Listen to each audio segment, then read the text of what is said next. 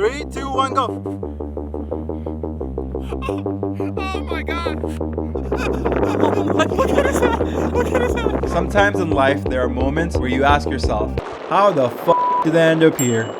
Hey guys, my name is Ferris and I directed David's transformation video. David Dobrik, he's ripped! Today I'll be breaking down exactly how we did it. From filming, editing, interviews, to how much everything cost. To date, we have spent 9 and also some good editing tips. I'm so excited for this video because we never really get to show how much time and effort we put into these documentaries. But today, you'll see everything. And I mean everything. Okay, so let's start from the top. Last year, Ilya came to me with his biggest project yet. Guys, our camera guy Ferris has no idea who the next transformation is. Bill, you take this. So I wanted to show you who our next transformation is going to be. It's me! No, you're not. Yeah. No, you're not. Yeah, that ass. Yeah. So not only David wanted to make a transformation video, he also wanted to travel the world, see the 7 wonders, get ripped, like really ripped. And what made everything really hard is that we only had one shooter, me. He's gonna go first just to get my reaction when I come up for the first time. Okay. So it was gonna be a big challenge. We need to talk about equipment. My main camera was FX3, the most budget friendly. It's still a cinema camera and it's so small. I love this camera. Second camera was its older brother, FX6. A little bit pricier, but you do get an ND filter and a bigger battery. The third camera is Canon 80D. So in addition to shooting the documentary, I was also helping David shoot his vlog. And this camera is the only camera that David uses for all his vlogs. While traveling the world, I only had this backpack. So I had to make sure I fit every single thing that I need and be very strategic about space. And once I had all the gear, it was time to go shoot. I filmed about 60 workouts, traveled to 14 different countries, visited all 7 wonders of the world, and captured so many meals. 241 to be exact. So every third day or so, I would send everything back to the US to our second editor, Gene, who would start putting sequences together for us to look at while we were traveling. And the travel was brutal. Mainly be running on about 4 to 5 hours of sleep. And we were recording continuously. There were just so much footage because I was recording for David as well. So I would record on FX3, but also on David's camera. Can you pass me the camera? Oh my god. There's a quote that I really like. In pressure, you don't rise to the occasion, you sink to the level of your training. And I sunk pretty hard. Okay, we're done. We're done. Okay. I don't even want to fucking talk to you. It's not working. There's so much happening.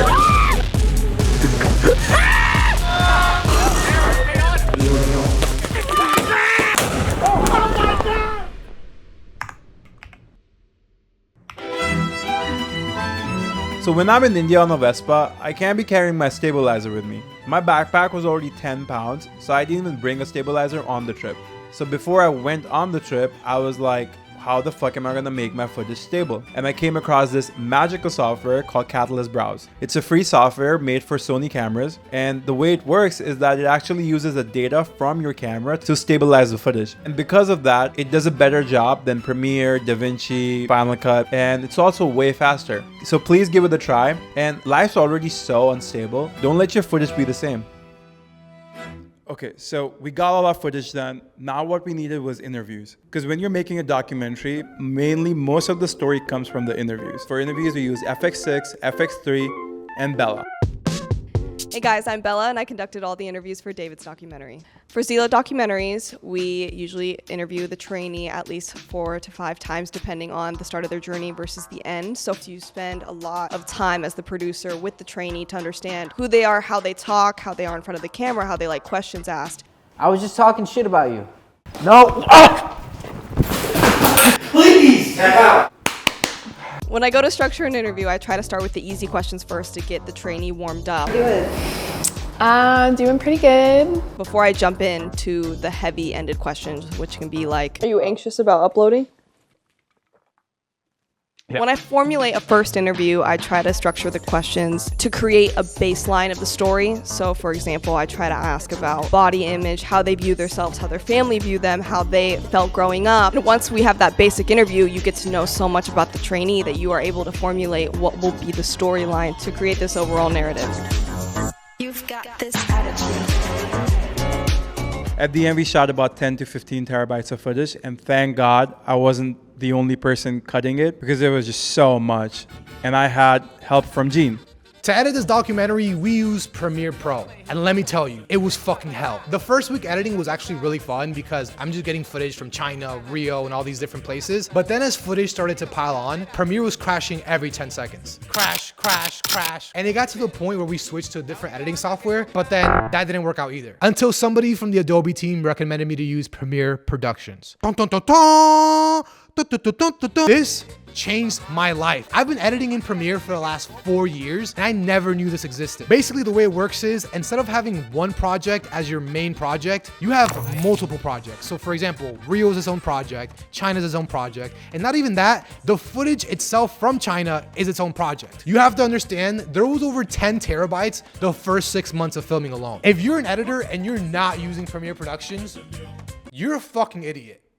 I'm just kidding. Look, I'm just trying to let you know it's a really good software and it's like already in Premiere. It might take you like a week to get used to it, but please just switch to Premiere Productions. You're not gonna go bald like me.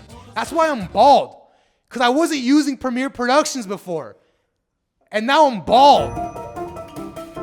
Another thing that helped us out a lot was using Syncalia. The reason why this app was so helpful is because David has a mic, Ilya has a mic, Natalie has a mic, Camera has a mic, sometimes the tour guide has a mic. For you to sync all of that manually in Premiere would take you so long. But with this, it's just one click away, baby. You could literally have 10 different audio sources and the software just like magically puts it all together. I don't know how it does it. I just know how to click the button and put it back in Premiere for me to start editing it. But again, if you want to sync manually, go be bald.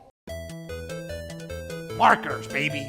Interviews, baby. Whenever I get interviews for docs, as I'm watching, I do markers. And all that basically means is like, let's say he's reflecting back on his DEXA, I would mark that down. So now whenever I want to put David talking about DEXA, I just put it in the search bar and there it is.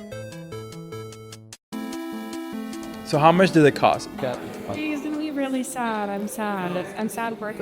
Okay, to date, we have spent $402,902. Well, this is the most expensive doc that we've ever... That included all the hotels, flights for everybody. And I know that's a lot of money. And it's easy to think that you need a lot of money to get some views on YouTube. But if you look around YouTube, you'll see there's so many examples of people just making really sick videos. It's because they have a good subject matter, they have a good idea, and they put their heart and soul in it. More money doesn't mean good video.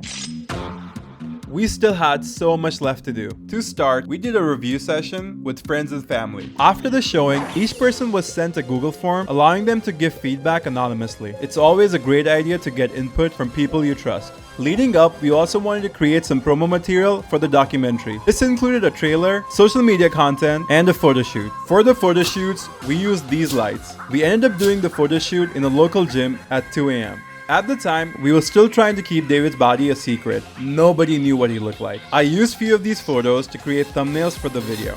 In terms of the documentary, there was still a lot to do. We had to do a final audio mix, color grade all the footage. This took a lot of time, and it meant multiple all-nighters. Is it comfy?